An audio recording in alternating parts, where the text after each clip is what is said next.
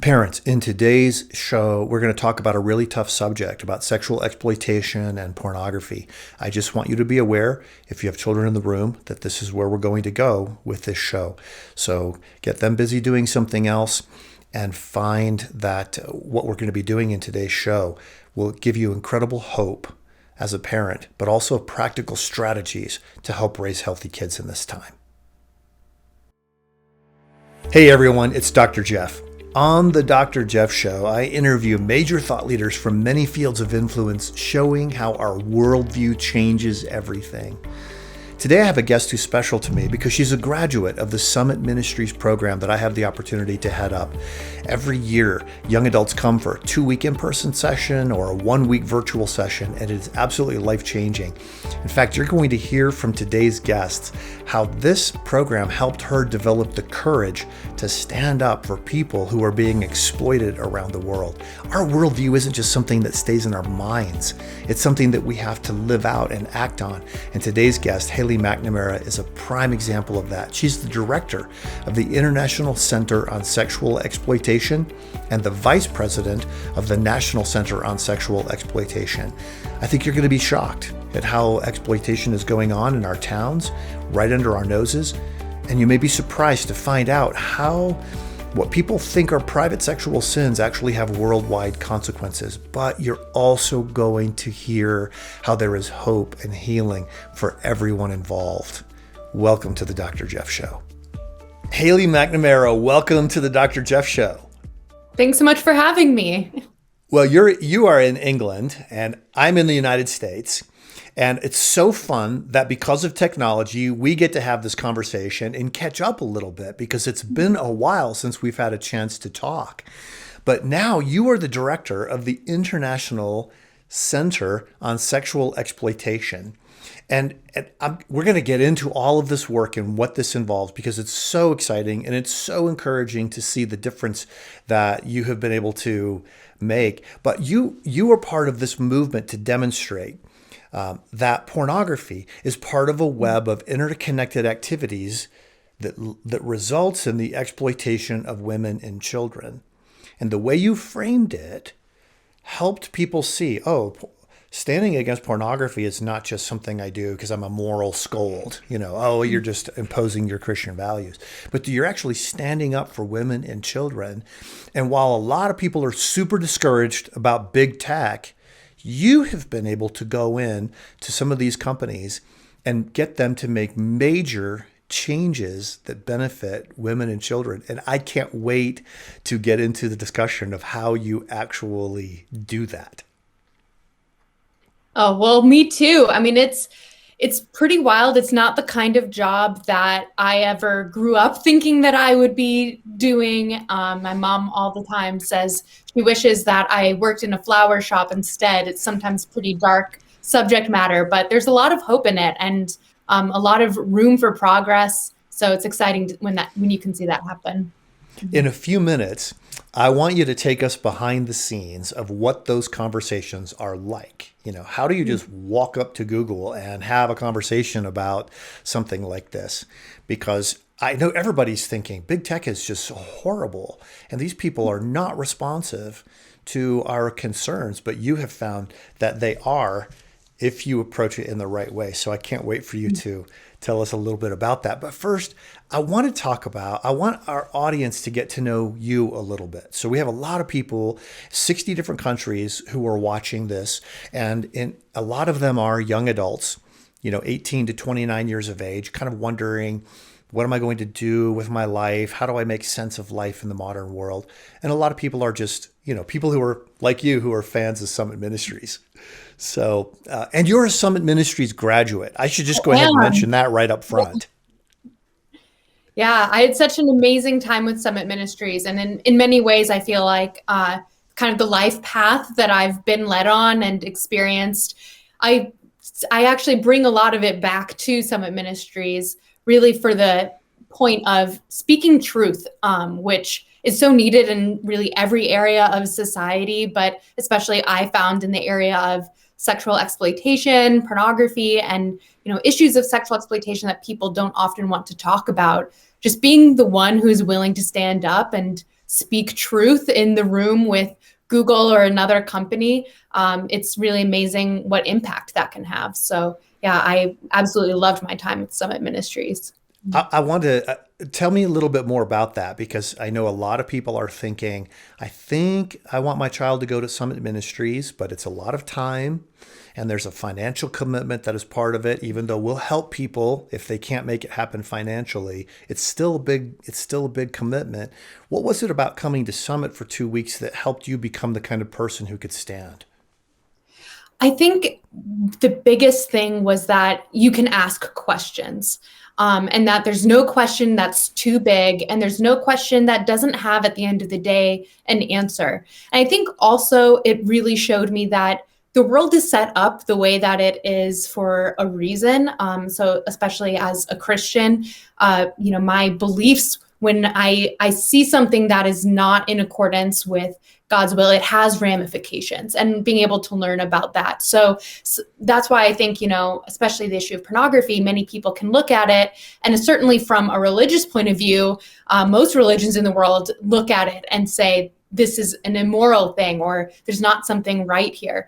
But when you actually then say, okay, well, let me ask questions about it. Why isn't it? Or what are the effects and ramifications of it? You start to uncover so much research and so many heartbreaking stories, really. So I think that ability to ask questions, and to know that truth has consequences, and you can see when something is in line with the truth or not based on the effect it has on the world. You mentioned something just briefly a minute ago that has been on my mind all day. We've been recording videos for different things for pretty much all the last couple of days.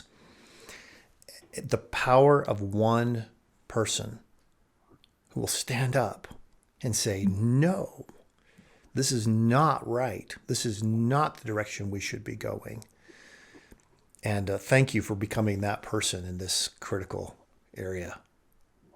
Oh, well, I'm surrounded by people who do it. And I think that's also a really encouraging thing about working in this space. And you probably feel similarly with your work, is that once you kind of enter a space and you realize that it's contested, there's certainly people who are against you, but you're never going to be alone if you're speaking up for truth. There are so many others who see the same thing. And sometimes it leads to unlikely allies, or people who, at the beginning of the case, you didn't really think that you would be on the same side of it, but people who can look at the same truth and just are willing to speak it. So I'm very thankful to know that we work with a wide coalition in over 100 countries of people who also care about ending sexual exploitation.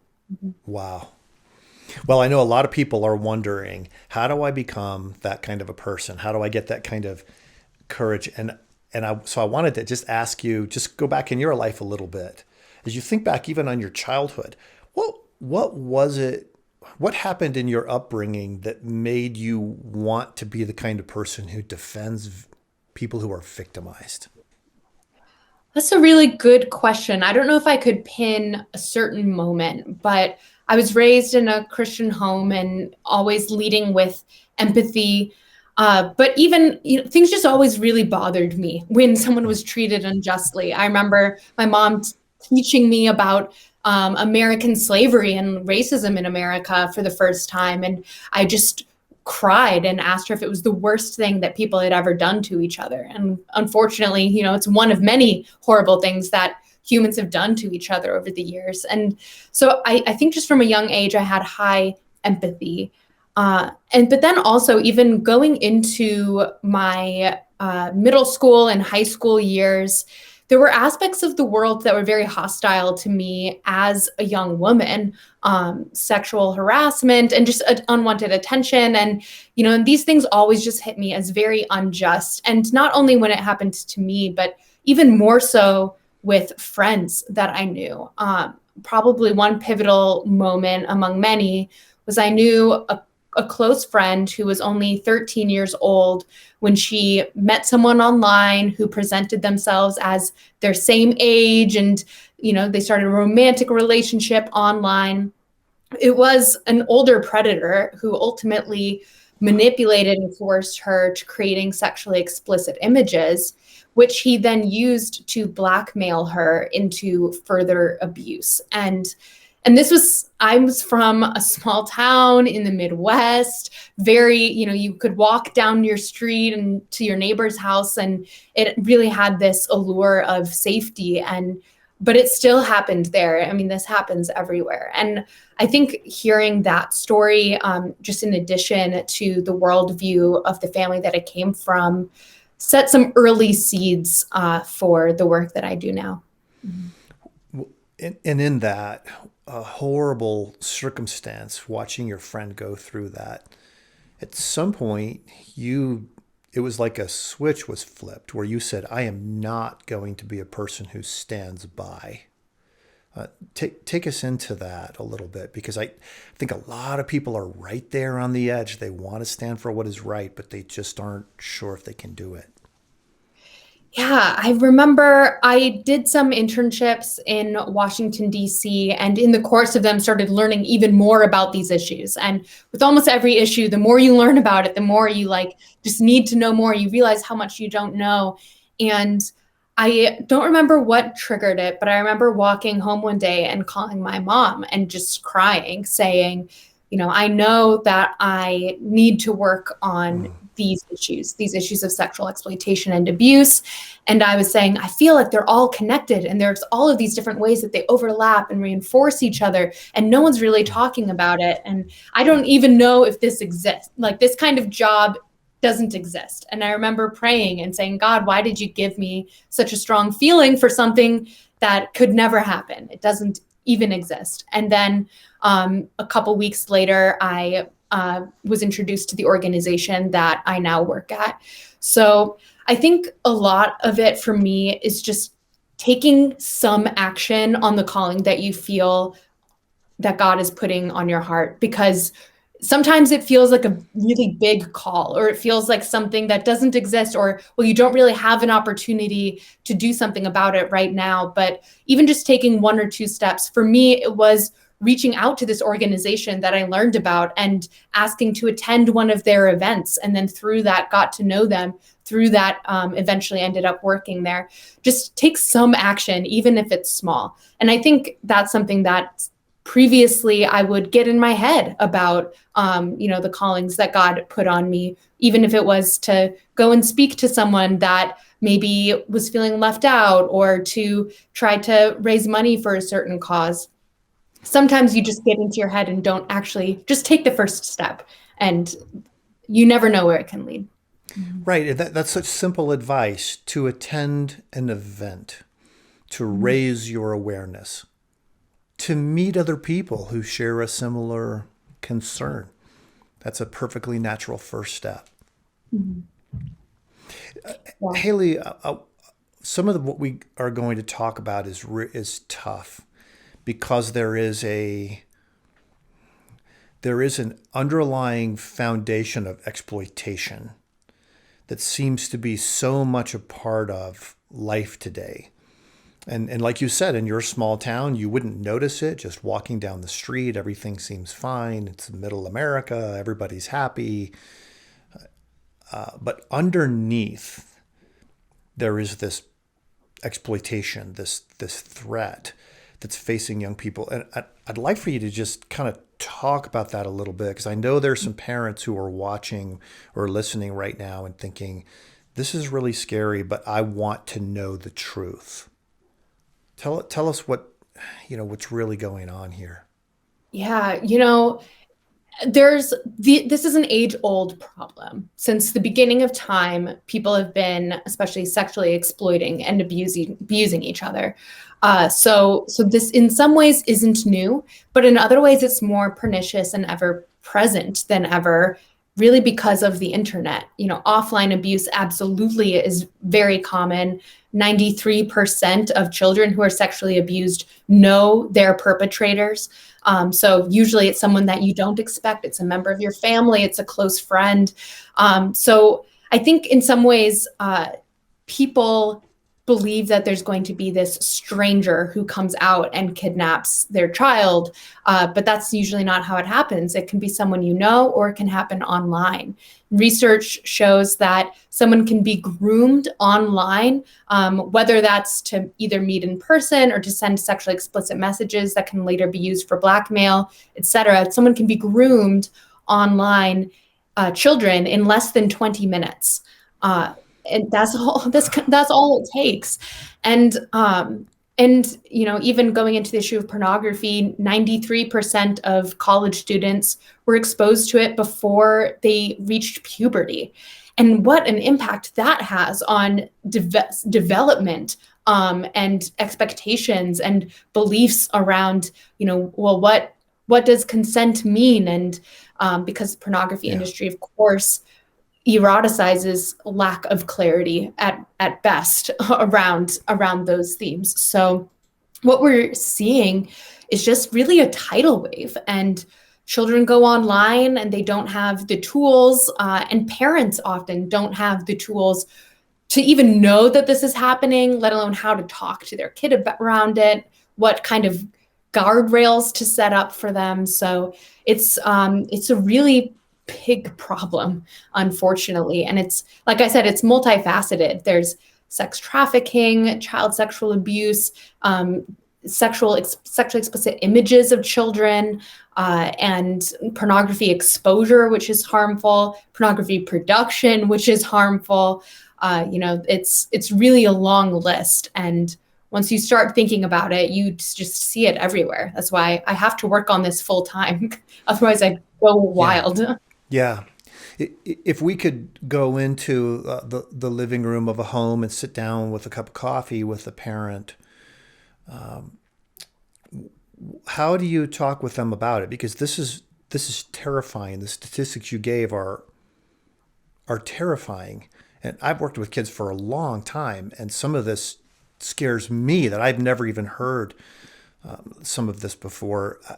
Have that conversation for a minute with that parent, how they can be discerning and aware without being terrified. Or I don't know if that's the right way to put it. Yeah, I think being terrified is a natural first reaction, but we can't stay there. That doesn't help. And I think one of the biggest things is just building a healthy connection with your own child and normalizing talking about these issues. So the one-time conversation about sex or sexuality cannot be a one-time event anymore in today's day and age. So you have to talk about sex, because otherwise the culture will talk to your kids about sex, or a predator will talk to them about it. So there's a number of conversations that you need to have, including naming the body parts with your child so that they can explain to you if something has happened to them in clear terms. Also talking to them about the harms of sending personalized information with someone that they don't know, and also the harms of sending sexually explicit images, and talking about this with children who are younger than what you would want to be talking to them about this with. Because like I said, the girl who I know who had this happen to her was 13 years old when it happened. Wow. And also, research shows that 88% of self-produced sexually explicit images are shared with an unintended third party. So there's also conversations you have to have with your kids just around sexting in general. And there's some easier ways to do this than not. You can watch a television show together and just comment and talk about the themes with your kid is a really simple way. Or mention to them that you read an article about a kid who, had a bad experience with a predator, or who was pressured into engaging in sexting. Make it not about them, but about this other outside topic, and you can then discuss it a little bit more. There's also a lot of really great resources out there that I would love to mention. Covenant Eyes is great for accountability with pornography viewing. Good Pictures, Bad Pictures. They have a number of books that you can talk to your children about pornography in age-appropriate ways. So there's Stop It Now is a great organization with information talking to your children about abuse. But so really this comes down to having conversations, not being so scared or reactive that even if your kid says something to you that does scare you or disappoints you, even not reacting in a way so that they never want to have the conversation again. So I say all Yeah. these things, but also at the same time, so many children don't have the families that are willing to sit with them and have these conversations and be so involved. So if you are in a family where you can do that, that's an incredible blessing that many children don't have that benefit. Well, for those who are listening while you're driving someplace right now or you're out on a walk, we will link to all of the things Haley just mentioned in the show notes. So you'll be able to get those resources to be able to use those with your children. Haley, a picture for a moment that you're like a big sister to a young lady and whose baby is 13. What is that conversation going to be like? What are you going to say to her to help her be aware of the exploiters who are out there? I think one of the first things I would do is just talk to her about what these issues even are. Interestingly, so many young people experience sexual harassment or grooming, or unwanted pornography exposure, and they don't have the words to even describe what their experiences are. They just think that it's normal. They don't even understand the dynamics that are at play. So I think we need to talk to kids about those issues, and then also, especially with young girls, that boundaries doesn't make you mean. Boundaries don't make you mean, because that's something that I hear so often from really young girls, especially if boys are pressuring them to do something that they don't want to do or to send something that they don't want to send. And they'll say, well, he says that if I don't do it, it means I don't trust him, or it means I don't love him, and I don't want to be mean.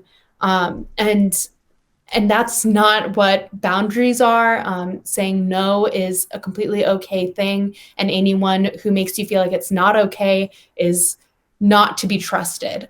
So I think having those conversations, describing what the dynamics are, and then just really trying to empower them that it's completely acceptable and good to say no to things that they don't want. Wow. Well, I could see how empowering that would be, especially to a young woman who's in a position where her natural desire to be a life giver and to encourage and support others can be used against her to her own harm. Yeah, very often, even exploiters and groomers, domestic violence, sex traffickers will say that they often target the nice people, the nice women. And like boys and men can be exploited too, and are, unfortunately, but it's predominantly with females. And they'll look for someone who's nice, who's accommodating, who's compassionate, empathetic, wants to be helpful. And those are good qualities, but it's important, unfortunately, that we guard people, that those qualities aren't taken advantage of. Wow. This is so important. Thank you. I can imagine the relief that this conversation is to people who are watching and listening right now, who are raising kids and thinking this is really scary, but we can be brave and we can have a good conversation. I can frame this in a way that doesn't raise cynicism or paranoia, but is realistic. So thank you for helping give words to that. I really, really appreciate that. I wanted to move into some of the work that you're doing now, because from our earlier conversations, and correct me at any point along the way here, but from our earlier conversations, you realized that the very way information is delivered on the internet makes this problem so much worse. That there are video game companies that they literally have sexually explicit video games. You could be in the middle of a battle, and then there's a sexually explicit scene. Or Google might serve up an ad that leads to a sexually explicit site. Or Google Play might offer an app that is sexually explicit that could be downloaded. And those kinds of things. And so when you and your team realized this, and hotel rooms, that there's sexually explicit content that's available in hotel rooms, and there's no guard against this. If you were to leave the room for 30 minutes and your kid is in there and they turn on the TV, right there. So you guys decided to take on some of these big issues. And I'd love for you to take us behind the scenes, because it doesn't seem possible to me, first of all, that you could just call up and say, hey, Google, can I come have a meeting with you? And second, that they would actually do anything about it. But your experience was different. Can you kind of take us behind the scenes of how you identify what a problem is, how you approach it, how you get in the door, and how you move them toward a solution that protects especially women and children? Great question. So how we first identify these problems is usually from either survivors or concerned parents, or sometimes even just our own investigations when we maybe open up a new app and immediately we're a bit familiar with the issues now, so we can see some vulnerabilities early on. But often it takes people being harmed, unfortunately, first, and who then are brave enough to speak up and share their story and take those action steps. And then we kind of realize what these problems are. So one example of this is a couple years ago, I met with 3 young girls, all were 15 or younger, in DC, and they were all survivors of sex trafficking. Wow. So that means they were already survivors by the time they were 14, 15 years old, exploring their healing and recovery journey. And they explained to me and some colleagues how Instagram was used to groom them and pretty much all of their friends. There were a number of ways, but one specific way that they said was the most common was through direct messages. So these young girls would have their accounts on private, which as a parent, you would think, okay, my child set their Instagram account to private, they're all clear. But Instagram would actually allow strangers, adult men strangers, when they sent a direct message to this account that was on private, it would still go through. They would still see the message and then often respond. And that's really where the grooming process began for so many of these young girls. So we hear about this and we're absolutely devastated. And we reach out to some other direct service providers and some other survivors and realize that this isn't just an isolated incident. And especially across America, it was very common for young survivors to be groomed this way. So we basically write a letter to Instagram and we do some sleuthing, to be honest, online, and we find their address, we find some email addresses, even just their general contact email addresses, and start sending them letters. Sometimes these letters will just be from our organization. Very often we're including survivors or other organizations on these letters as well, just alerting them to the problem. And we spend a lot of time knocking on doors. It's funny you mentioned, how do you just call up one day and get a meeting with Google? We have to be very persistent. And it helps that, we're part of an organization and speaking on behalf of survivors, of course. And then we get into these meetings. Eventually someone responds, often because they're concerned about liability issues at the beginning. And then when we get into the room, it's always a little bit surreal. And I've met with Instagram, I've met with almost every social media platform now, hotels, cable, on retail companies, online advertising companies. And every meeting is a little bit different, but it doesn't always go the way that we want it to. Very often we're raising issues to them and it takes them years to address it if they ever do. But sometimes they do, and they just are able to understand what the issues are. In the case of Instagram, it's now policy at Instagram that if you're under 16, you cannot receive direct messages from adult strangers that, you're not from anyone that you're not friends with.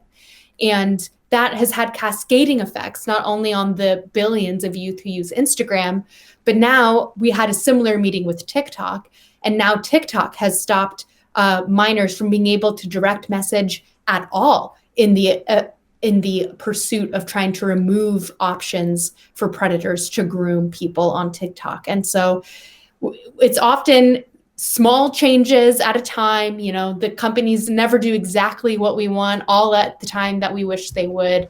But it is amazing to see that incremental change is possible when you just bring these real life these survivors to the table, especially, are always the most powerful.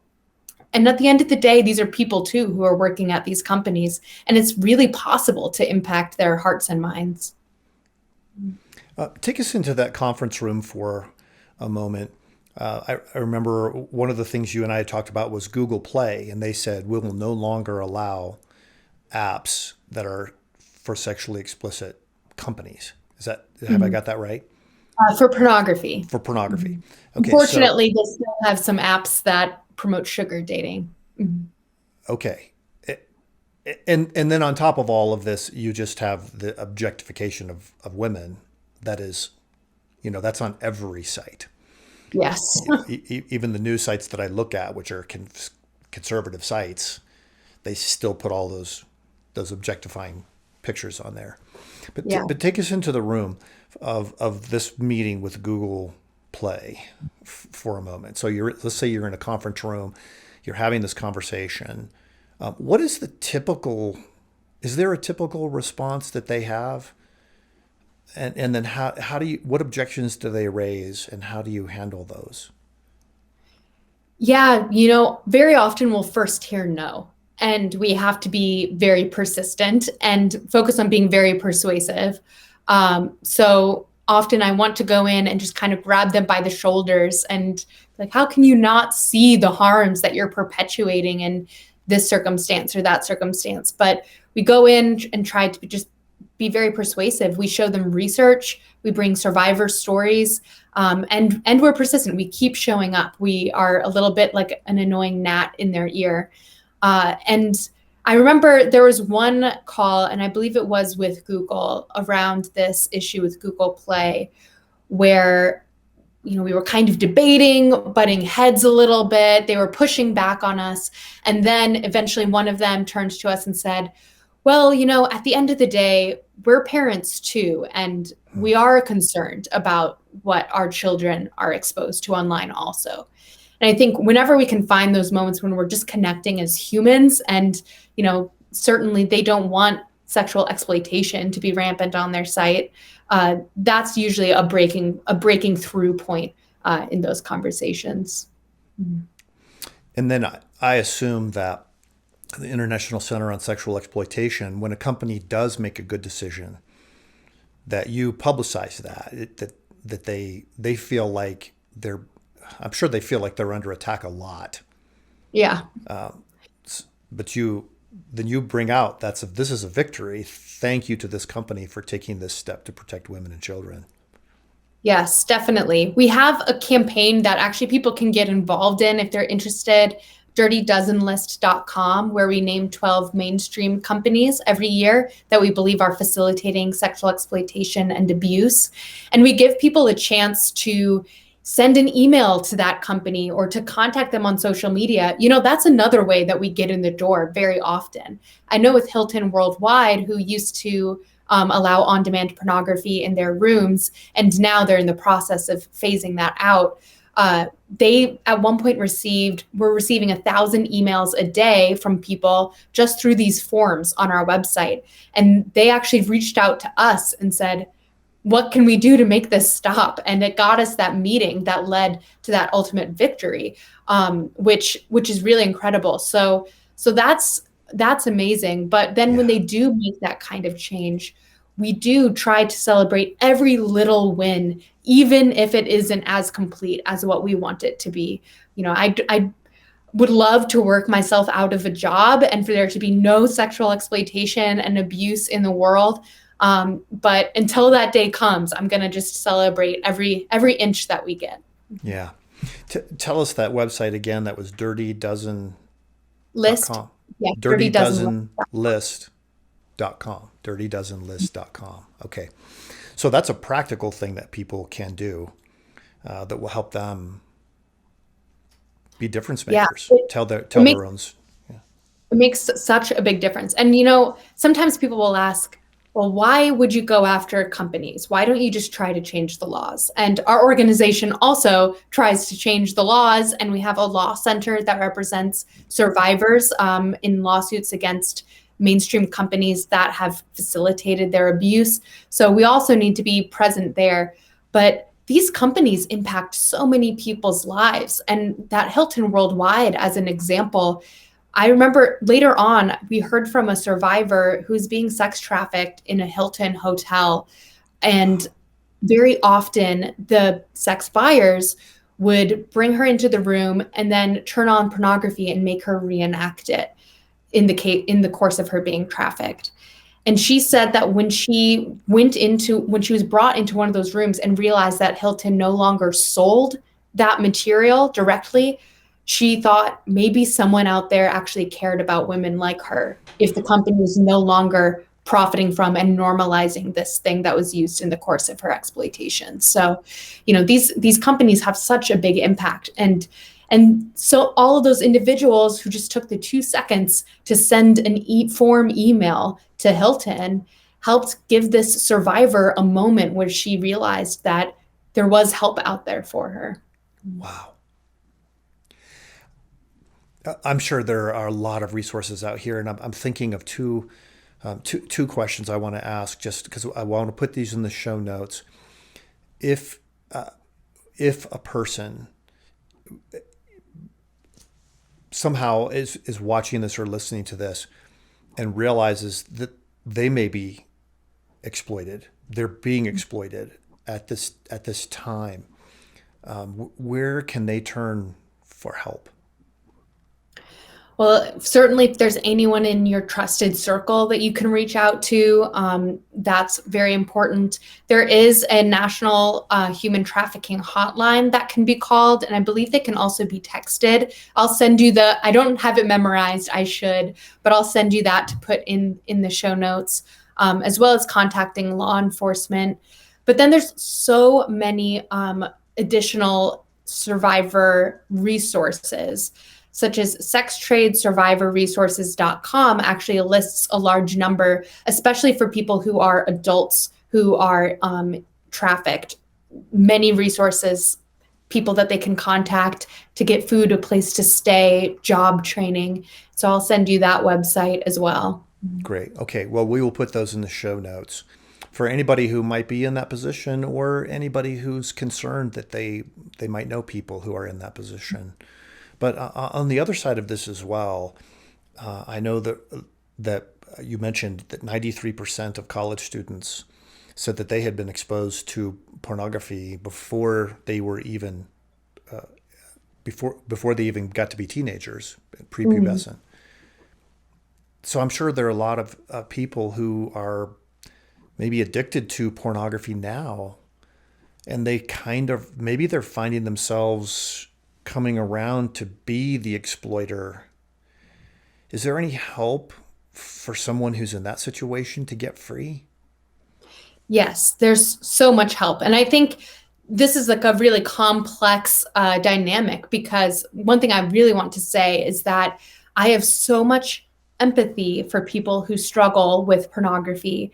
Odds are they were exposed as children, and pornography is something that the human brain was literally not developed to understand. Our ancestors, even just 100 years ago, were never exposed to the kind of limitless, high-speed internet pornography that we have now. And the impacts on the brain are really serious, including impaired impulse control and escalation into either volume or extremity of pornography that originally were not of interest to the person. And there's a large amount of research showing this, and I can send you a link that you can put in the show notes to some research summaries for those that are interested. So I want to say I have so much empathy for people who really struggle with this. And in many ways, I believe that the pornography industry is kind of a mega predator, that they're seeking out, especially young people,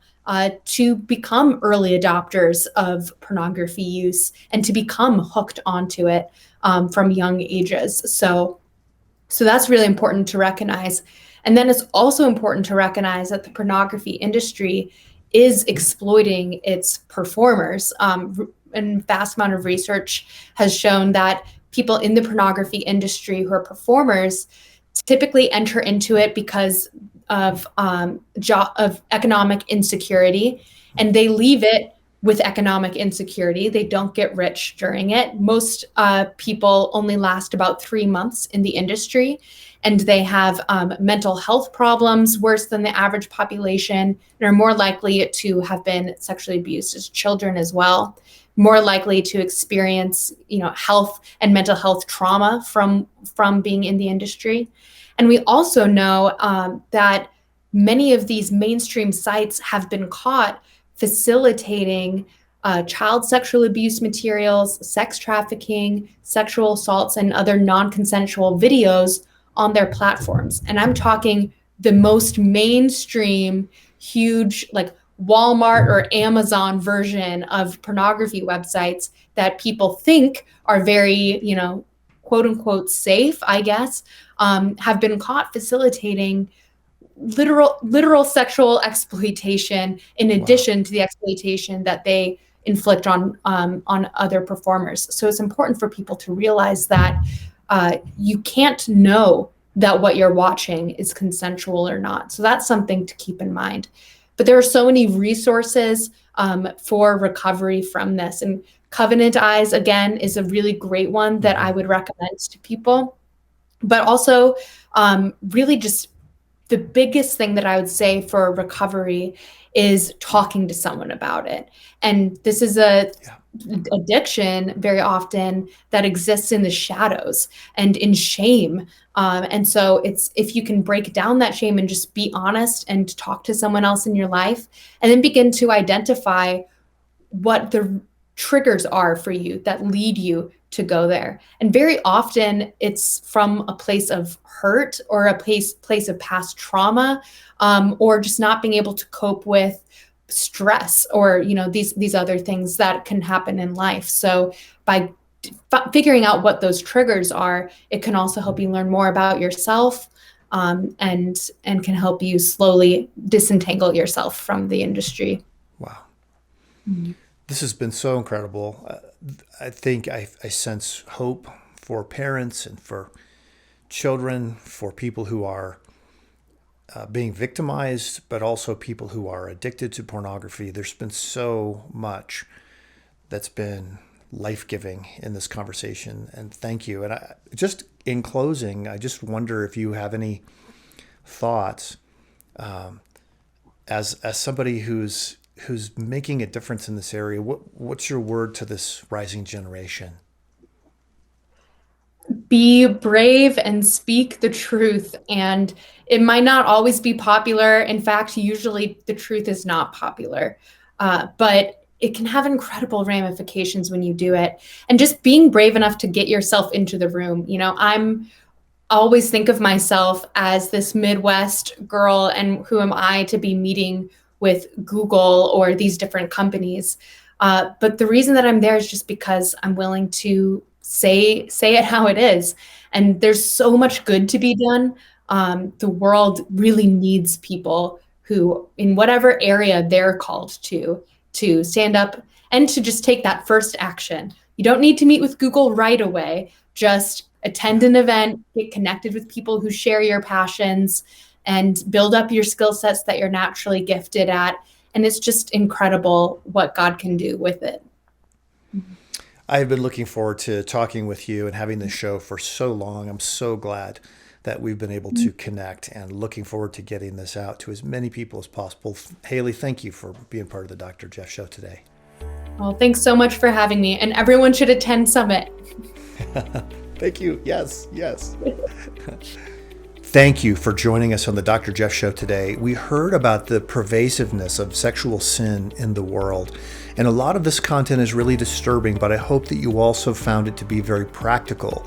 Please check out the show notes to find the information about things that you can do.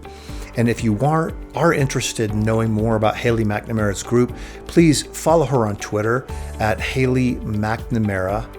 And her website for the organization is called endsexualexploitation.org. The desires that dominate and dehumanize other people sexually are ever present in our world, and they result in trafficking and abuse and in pornography, but there is healing. There is a way to leave that life and to become who God created us to be, to hold exploiters accountable, to rescue and restore victims of these horrendous actions. So please check out those websites and the other things that are in the show notes, and to contribute to this organization that helps so many people move toward freedom. Wow. May God give us the ability to see suffering and to be the one to stand up and say no to what is going on in the world around us when it's wrong. Thank you for watching the show today. Hi everyone, I'm Ryan Dobson from the Rebel Parenting Podcast.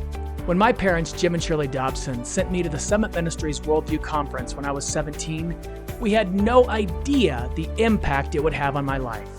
It changed me so much in 2 short weeks, I've returned every summer for 34 years. This summer, your student can attend an in-person conference. That's right, in person. Summit Ministries Worldview Conference challenges students ages 16 to 24 to think deeper about their convictions and their faith by engaging with today's top worldview thinkers and apologists. Can you imagine in person with other students learning about the Christian worldview? If not, they can attend Summit's virtual experience, and it's amazing. Change your student's life forever by partnering with Summit Ministries Worldview Conference today. Find out more by clicking the link in the show notes.